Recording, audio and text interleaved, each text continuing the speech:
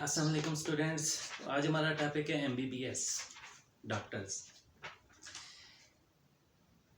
अब यूँ समझ लें कि one of the most demandable profession in Pakistan.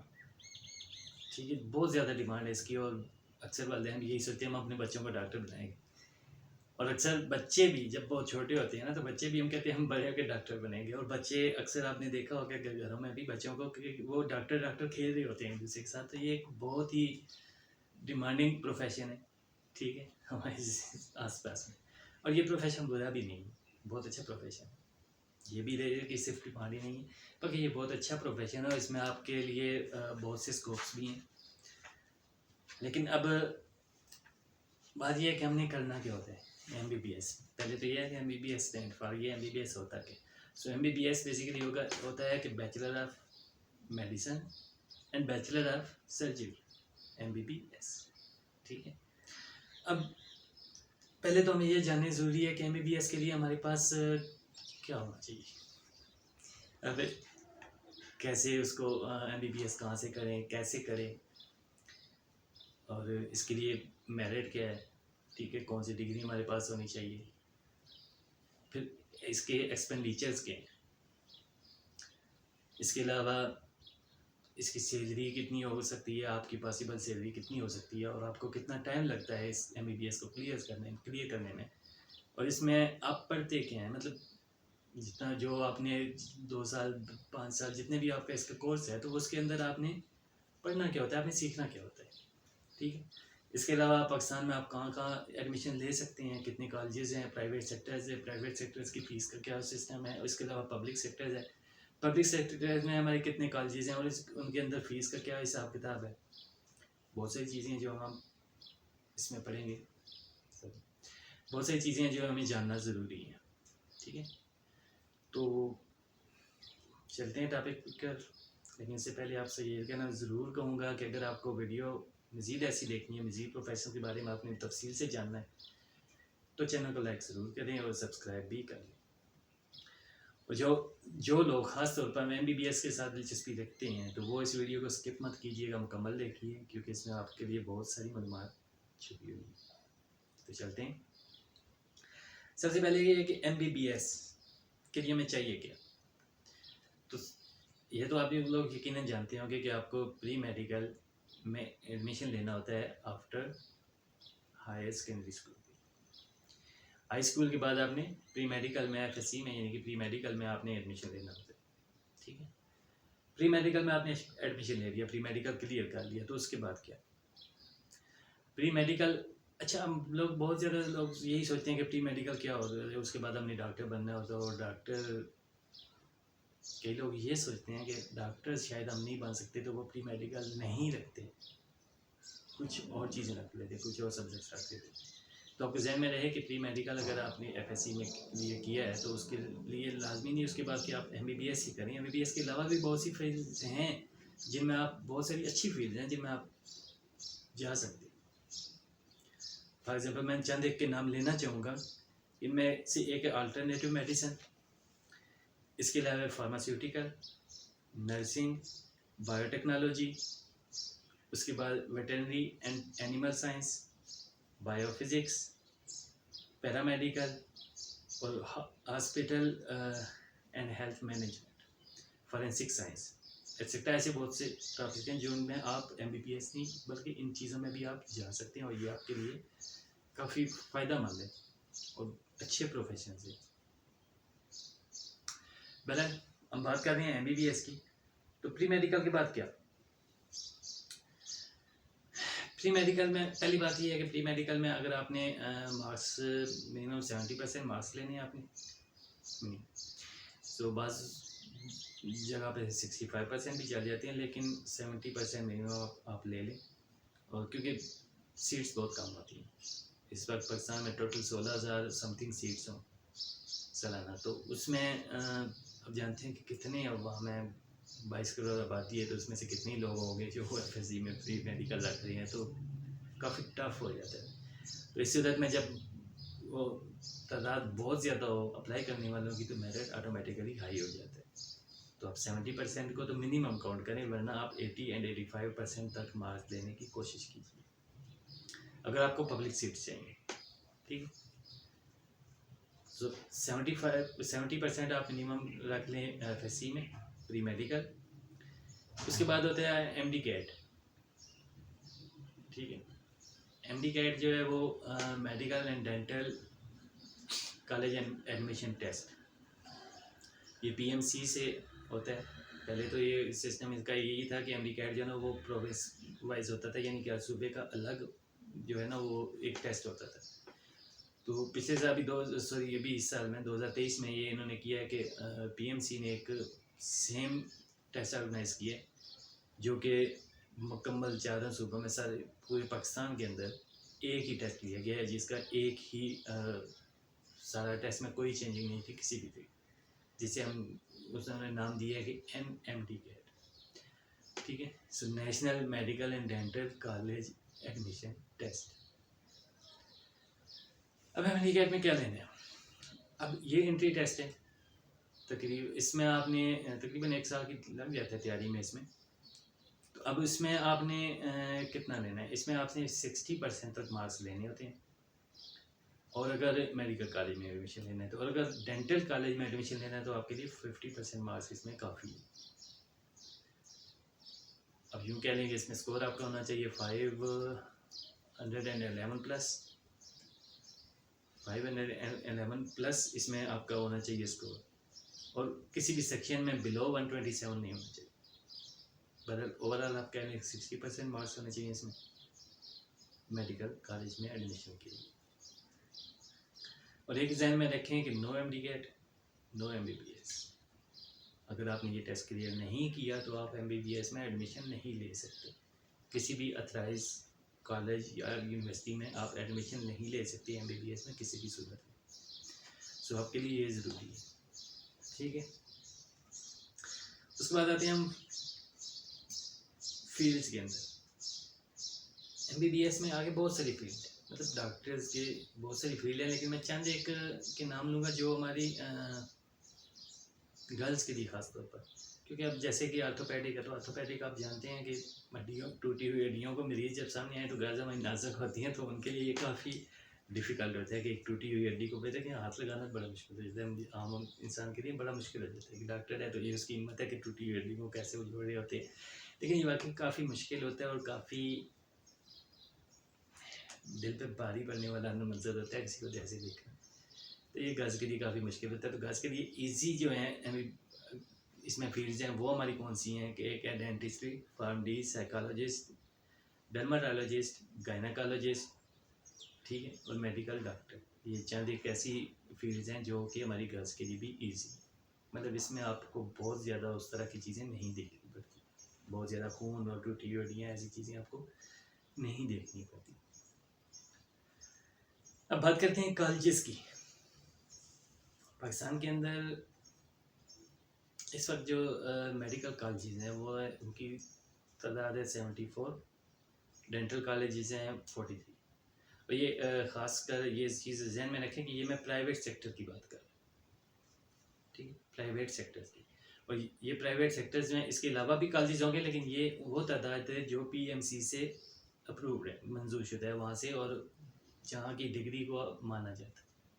अगर आप MBBS में एडमिशन ले रहे हैं तो एक बात हमेशा जहन में रखें कि आपसे सबसे पहले चेक करना है कि आप किस इंस्टीट्यूट में एडमिशन ले रहे हैं। अगर जिस इंस्टीट्यूट में ले रहे हैं क्या वो PMC से अप्रूव्ड है भी कि नहीं, वहाँ रजिस्टर्ड है, तब तो ठीक है, तब ही आपकी डिग्री की वैल्यू होगी, वरना आप सिर्फ पैसे पाएंगे और आपको कुछ भी नहीं मिलेगा।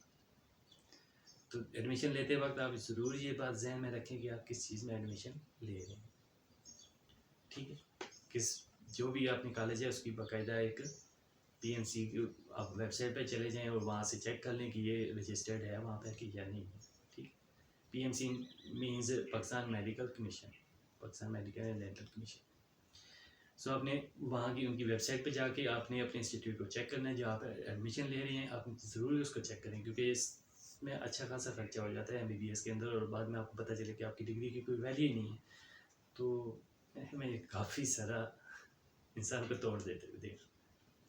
तो आप ये चीज़ ज़रूर चेक करें। उसके बाद आते हैं, जब कॉलेजेस की बात आई है तो कॉलेजेस कैसे हैं? अब पाकिस्तान में जिस तरह 2020 में आई थिंक सो पीएनसी की तरफ से जो नंबर 1 कॉलेज का अवार्ड मिला था वो था किंग एडवर्ड कॉलेज लाहौर में। और जो पाकिस्तान में सबसे खूबसूरत कॉलेज है मेडिकल का, सबसे खूबसूरत कॉलेज है वो है मकरान मेडिकल कॉलेज तुर्बत में। मतलब उसकी व्यूज़ बहुत खूबसूरत हैं, बिल्डिंग्स पार्क्स वगैरह, उसकी जो जगह है ना बहुत खूबसूरत है। लेकिन जो सबसे प्रेस्टिशियस कॉलेज है उसकी डिग्री वैल्यू के हिसाब से, मतलब ऐसे कॉलेज, ऐसा इंस्टीट्यूट जिसमें एमबीबीएस की डिग्री जिसकी सबसे ज़्यादा वैल्यू रखती है वो है आगा खान यूनिवर्सिटी। सर आगा खान यूनिवर्सिटी 1983 में इस्टेब्लिश हुई कराची में, और इसके 6 कैंपस हैं, जैसे कि अफ़गानिस्तान में, कीनिया में, बरतानिया में है, ताकि और इसके अलावा तंजानिया में भी है। लेकिन इसका मेन कैंपस जो है वो है पाकिस्तान में कराची के अंदर। और पाकिस्तान में सबसे जो वैल्यू रखने वाली डिग्री है वो आगा खान यूनिवर्सिटी की डिग्री। अगर आपको वहाँ एडमिशन मिल सकता है तो मेरे ख्याल में ये बेस्ट है आपके करियर के लिए, आपके आगे आने वाले करियर के लिए।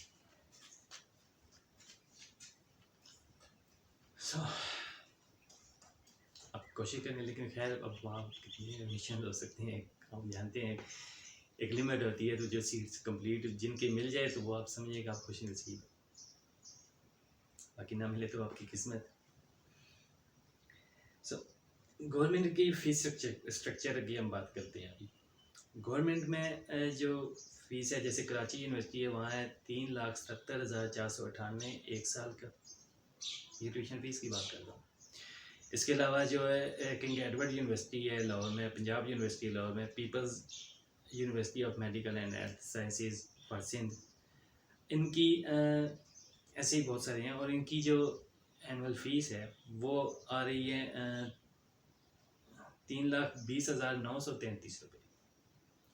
सो कराची यूनिवर्सिटी की या इनकी जो अब इसमें आप फिक्स डिपॉजिट डाल लें, फिक्स में हमारे पास क्या आ जाता है कि जो हमारी डिग्री फ़ीस है, एडमिशन फ़ीस है, इसके अलावा सिक्योरिटी, ठीक है, सिक्योरिटी डिपॉजिट जो होते हैं वो तो हमारे तकरीबन हमारे बन जाते हैं 88,600, यानी कि 27,600 हमारी आ जाती है एडमिशन फ़ीस।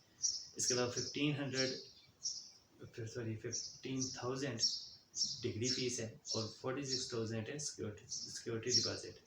तो ये आ जाता है हमारा 88,600। और जो ट्यूशन फ़ीस हम आपको बताइए वो है 1 साल की। अगर उसको 5 साल में, क्योंकि ये बेसिक कोर्स होता है हमारा 5 साल का, ठीक है, ये एमबीबीएस का कोर्स जो है वो 5 साल का होता है। इसकी मैं आगे मज़ीद वज़ाहत कर दूँगा। तो 5 साल की अगर आप वो फ़ीस काउंट करें, इसके अलावा आप इसमें ये ऐड कर लें जो फिक्स डिपॉजिट है, तो ये तकरीबन 18 से 20 लाख तक का ख़र्चा आपका बन जाएगा। 5 साल में आपका कोर्स क्लियर हो जाएगा। ये पब्लिक सीट्स के लिए, ये बस जहन में रखें। तो जो प्राइवेट में सेल्फ फाइनेंस के ऊपर है, ये पब्लिक सीट्स में तो ये है ना कि आपको बहुत सारी सब्सिडी दी जाती है गवर्नमेंट की तरफ से, लेकिन जो प्राइवेट सेक्टर है, प्राइवेट सेक्टर का ऐसा नहीं है, ठीक है। अब प्राइवेट सेक्टर में क्या हो जाता है कि वहाँ पे आपका जो फीस है वो आपकी फ़ीस है 13,96,100 पर ईयर, और ये ट्यूशन फ़ीस है, ठीक है, जो कि 5 साल में आपकी कंप्लीट अगर करें तो बनती है 69,80,500 रुपीज़, यानी 6.98 मिलियन रुपीज़ आपकी 5 साल की ट्यूशन फ़ीस बनती है। और बाकी इसमें फ़िक्स डिपॉजिट डाल लें तो आपके ये आ जाएंगे 70,69,100। और ये इस सूरत में है कि आप अपने घर में रिहाइश रख रहे हैं। अगर आप हॉस्टल के भी लेना चाहें तो हॉस्टल फ़ीस जो इनकी हैं वो है तकरीबन 4,38,000 पर ईयर, जो कि आपका 5 साल में अगर इसको ऐड करें तो ये बन जाएगा आपका तकरीबन 21,90,000। और ये अगर इसको आप पिछली फ़ीस में ऐड कर लें तो ये आपका 92.59 लाख, यानी कि 5 साल के अंदर आपने ज़ाहिर बात है आपने ड्रेसेस का आपने तैयार करना है, आपने दीगर चीज़ें खरीदनी है प्रैक्टिकल्स के लिए भी, तो आपको तकरीबन 5 साल में अगर आप हॉस्टल की रिहाइश रख रहे हैं तो 1 करोड़ तक का खर्चा हो जाएगा। अगर नहीं रख रहे तो 75 to 80 लाख खर्चा आपका आ जाएगा 5 साल में सेल्फ फाइनेंस के ऊपर। सेल्फ फाइनेंस मीन्स कि आप अपनी मुकम्मल पे खुद कर लें। इसमें आपका मेरिट तो डाउन हो जाएगा, लेकिन डाउन मेरिट पे आपको फीस की सीट मिल जाएगी, लेकिन इसमें आपका खर्चा बहुत ज़्यादा होता है। तो जो गवर्नमेंट की तरफ से पब्लिक सीट्स हैं उसमें आपके लिए बहुत बेहतर है, यानी कि उसमें आपके लिए टोटल 18 to 20 लाख में खर्च हो जाता है 5 साल का।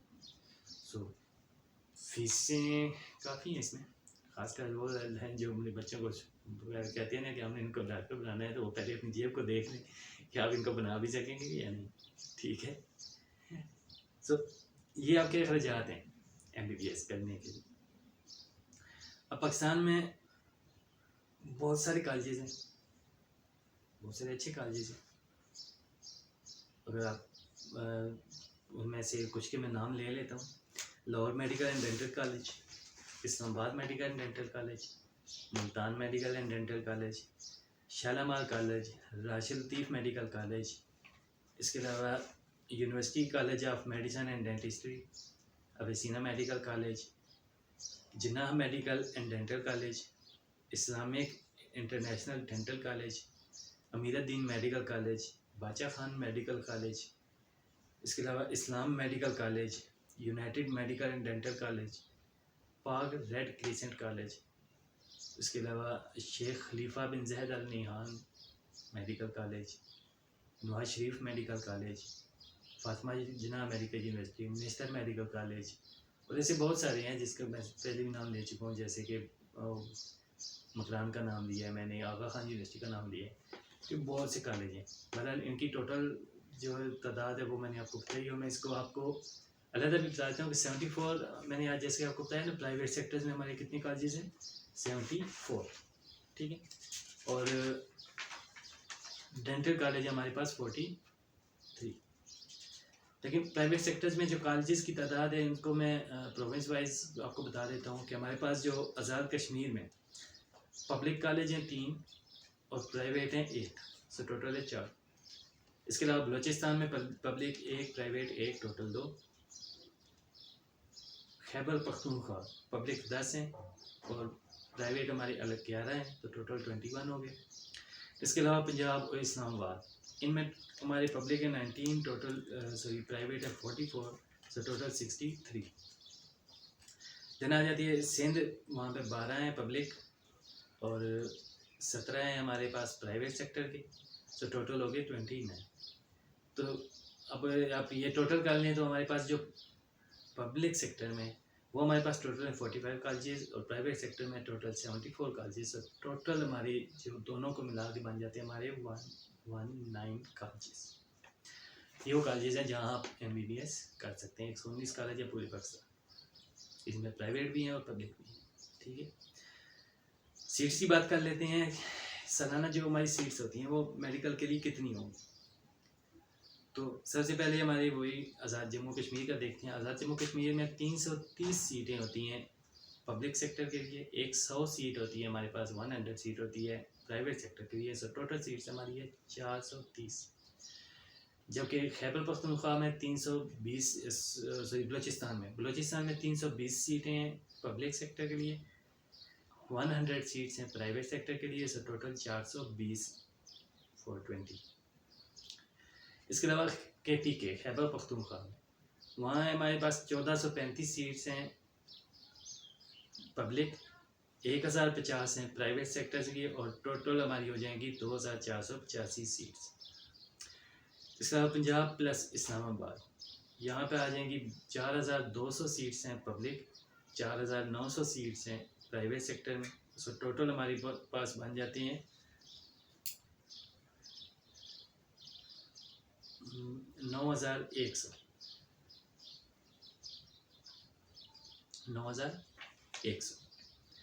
इसके बाद हमारे पास आ जाते सिंध में 2400 पब्लिक सीट्स हैं, इसके अलावा 1850 प्राइवेट सीट्स हैं। तो टोटल हमारे बन जाते हैं 4250।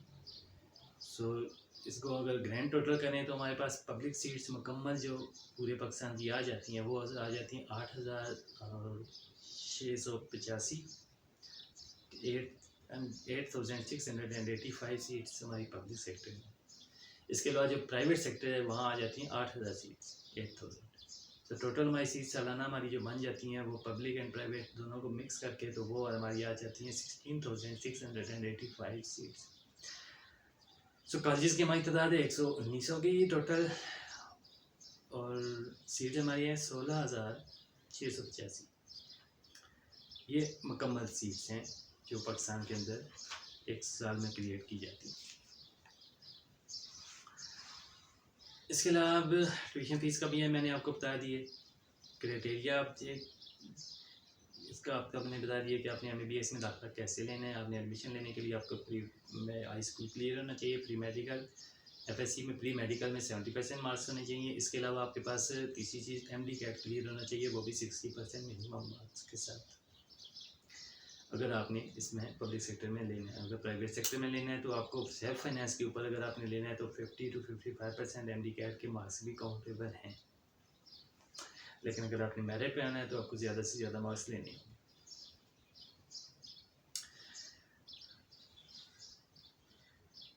उसके बाद आते हैं जी कोर्स कितना होता है। ये MBBS का कोर्स होता है हमारा 5 साल का, ठीक है। 5 साल का उसको आप कह सकते हैं कि 5 सीज़न भी कह सकते हैं, या इसको हम 4 प्रोफेशनल ईयर्स कहते हैं, ठीक है। वैसे तो 5 ईयर्स है, लेकिन 4 प्रोफेशनल ईयर्स हम इसको 4 गिनते हैं।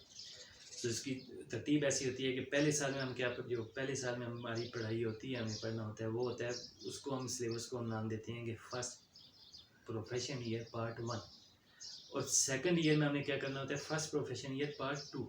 सो पहले 2 साल में जो हम पढ़ते हैं वो फर्स्ट प्रोफेशन ईयर है।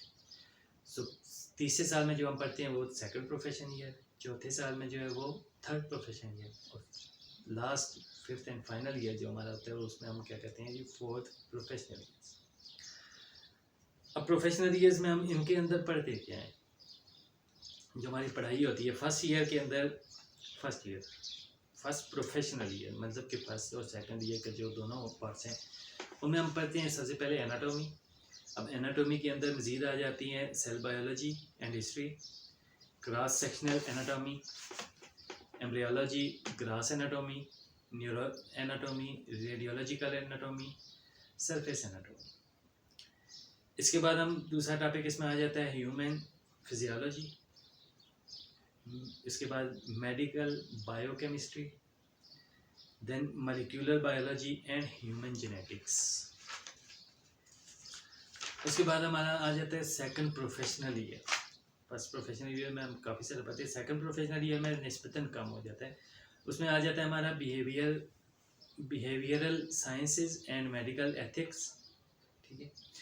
उसके बाद legal, forensic medicine and toxicology. Then उसके बाद हमारे पास आ जाता है general pathology, microbiology and immunology. उसके बाद हम सेकंड ईयर में ये भी इसके अलावा भी हमारे पास टॉपिक्स होते हैं, वो है pharmacology, pharmacology and third professional year next हमारा स्टार्ट हो रहा है। सॉरी, थर्ड प्रोफेशनल ईयर है हमारा social and public health medicine. इसके अलावा है जी ऑप्थेल्मोलॉजी, स्पेशल सिस्टमेटिक पैथोलॉजी, और फोर्थ ईयर हमारा जो है वो फोर्थ ईयर में हमारे पास क्या होता है, फोर्थ ईयर में हमारी चीज़ें जो समझिए कि सबसे मुश्किल आप साफ इसको कह सकते हो, सबसे इम्पॉर्टेंट भी कह सकते हैं। इसमें हम जो चीज़ें पढ़ती हैं वो है पढ़ते हैं सबसे पहले इंटरनल मेडिसिन में मेडिसिन 1 क्वांटिटी इसमें आ जाएगा कि angiology, cardiology, haematology, hepatology, gastroenterology, then medical oncology, neurology, osteology, pulmonology. इसके अलावा मेडिसिन 2 है। मेडिसिन 2 के अंदर हमारे पास आ जाएगी dermatology, endocrinology, infectious and venereal diseases. इसके अलावा हमारे पास गायनेकोलॉजी एंड ऑब्स्टेट्रिक्स, साइकियाट्री। उसके बाद हमारे पास आ जाती है सर्जरी के जो हमारे पास सर्जरी का हम पहले स्टार्ट करते हैं वो हमारे पास ऑफ कोर्स सबसे पहले तो एनेस्थीसिया देना होता है तो एनेस्थियोलॉजी। उसके बाद हमारे पास आ जाता है ऑपरेटिव केयर, ठीक है, plastic and reconstructive surgery, radiology, radiotherapy and radio surgery, surgical infections, surgical and radiations oncology, traumatology including burns. Then surgery two में आ जाता है बैरियाट्रिक्स सर्जरी, कार्डियो सर्जरी है। उसके बाद जनरल सर्जरी में हमारी आ जाती है abdominal surgery, breast surgery, endocrine endoscopic surgery, ये हमारी जनरल में आ जाती हैं। इसके अलावा न्यूरो सर्जरी, आर्थोपेडिक सर्जरी, उसके बाद है ओरल, उसके बाद हमारी पेडियाट्रिक सर्जरी है, यूरोलॉजी इंक्लूड एंडोलॉजी, उसके बाद है वेस्कुलर सर्जरी।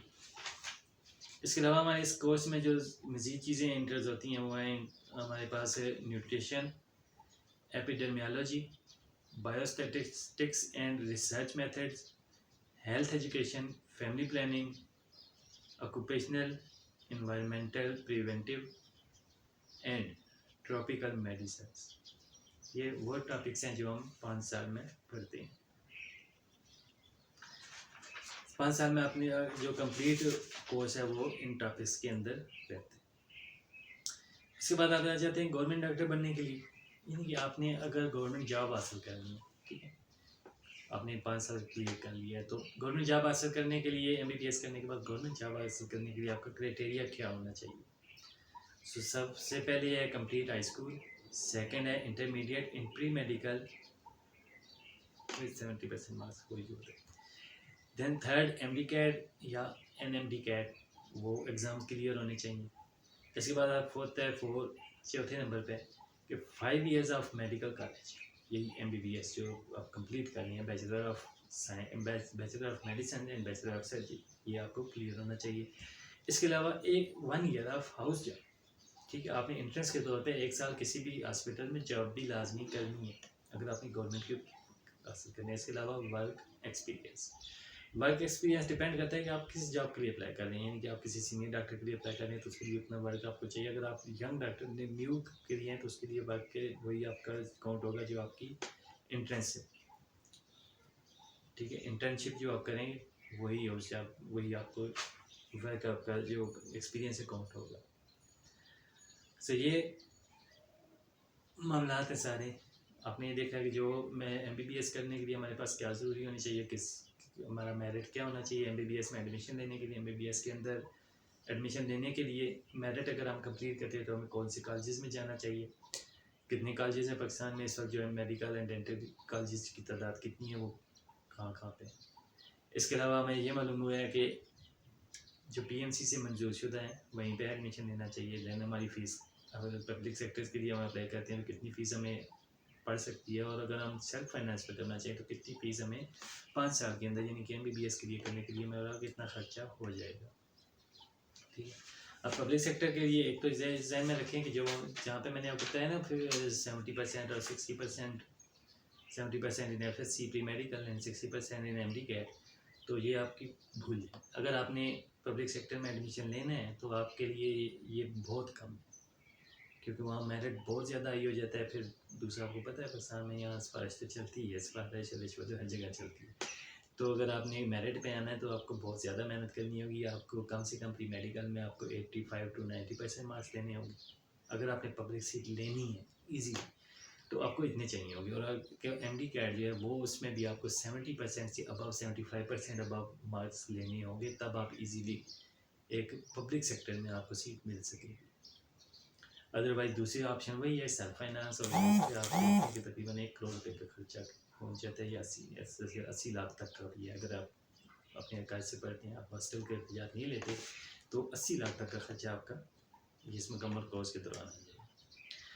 खैर ये वो चीज़ें आ जाएंगी हमारी जो हम पढ़ रहे हैं कि वो ज़रूरी हैं किस चीज़ के लिए, गवर्नमेंट की जॉब हासिल करने के लिए। मतलब या आपने मेडिकल क्लियर किया है उसके बाद आपने गवर्नमेंट जॉब हासिल करनी है, तो गवर्नमेंट की जॉब हासिल करने के लिए हमारे पास क्या, हमने पहले ये भी पढ़ा है कि हमने 5 साल में पढ़ना क्या है। तो इसे देखने के बाद हम इस पे आए हैं कि हमारे उसके बाद अगर हमने गवर्नमेंट जॉब हासिल करनी है तो गवर्नमेंट जॉब हासिल करने के लिए हमारे पास क्राइटेरिया क्या होना चाहिए वो मैंने आपको बताया।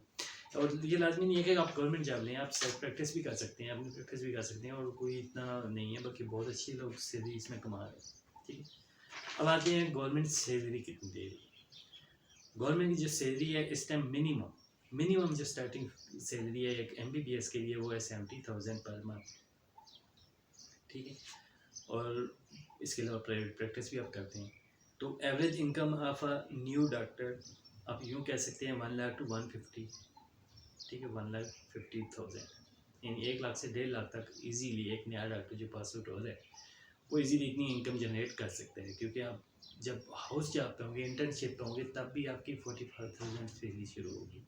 तो आप खुद अंदाज़ा लगा सकते हैं कि 1 लाख कोई चीज़ नहीं है। 1 लाख से 1.5 लाख तक आप इजीली एक नया डॉक्टर जो पास आउट हो रहा है, नया फील्ड में आ रहा है, तो वो इतनी इनकम जनरेट कर सकते हैं। और जो एक सीनियर डॉक्टर है वो सीनियर डॉक्टर हमारा 4.5 लाख से 8.5 लाख तक इजीली कमा सकते हैं एक महीने के अंदर। तो जहाँ तक आपने पीछे मुश्किल देखी है कि इसमें पढ़ाई बहुत ज़्यादा है, दूसरा आपने इसमें ये मुश्किल देखी है इसमें अखराजात भी बहुत ज़्यादा हैं, तो आपके लिए खुशखबरी ये भी है कि इसमें इनकम भी बहुत ज़्यादा है। सो मेरे ख्याल में मैंने अपने तौर पे तो कोशिश की है इस टॉपिक को कंप्लीट करने की, लेकिन जानता हूँ बहुत सी चीज़ें जो रह गई हैं। अगर मज़ीद किसी चीज़ के हवाले से आपको कोई क्यूरी हो, कुछ पूछना हो, तो आप कमेंट सेक्शन में पूछ सकते हैं। इसके अलावा मैंने जिस तरह मुख्तलिफ फील्ड में इसकी जिक्र किया है, जैसे मैंने गर्ल्स के लिए कुछ फील्ड का जिक्र किया था, इसके अलावा मैंने आपको बताया कि प्री मेडिकल में आप FSC प्री मेडिकल करने के बाद अगर आप किसी और फील्ड में जाना चाहें, आप MBBS नहीं करना चाह रहे, तो उसके लिए भी मैंने आपको बताया कि कुछ फील्ड्स हैं जो बहुत अच्छी फील्ड्स हैं और उनमें अच्छे इम्कान हैं आगे तरक्की करने के भी। तो मैं कोशिश करूँगा फर्दर उन सब फील्ड्स के ऊपर भी वीडियो बनाने की। इसके अलावा दीगर जो इंजीनियरिंग है, उसके अलावा जो प्राइवेट एज बिजनेस है, उसके हवाले से भी मैं कोशिश करूँगा आपको वक्त गाइड करने की। क्या उसके बाद आप बेहतर जो आपको लगे आप देख सकते हैं। सबको मैं तो कवर कर सकता हूँ, बाकी उसमें आप ही फैसला कर सकते हैं आपके लिए इसमें से क्या बेहतर है। तो अब तक के लिए इतना ही। अगर इस वीडियो में आपके लिए कुछ भी इंफॉर्मेटिव हो, कुछ भी आपको मालूमात में इजाफा हुआ हो, तो वीडियो को लाइक और शेयर ज़रूर कीजिए और चैनल को सब्सक्राइब करना मत भूलिएगा। तब तक के लिए इतना ही। अल्लाह हाफिज़।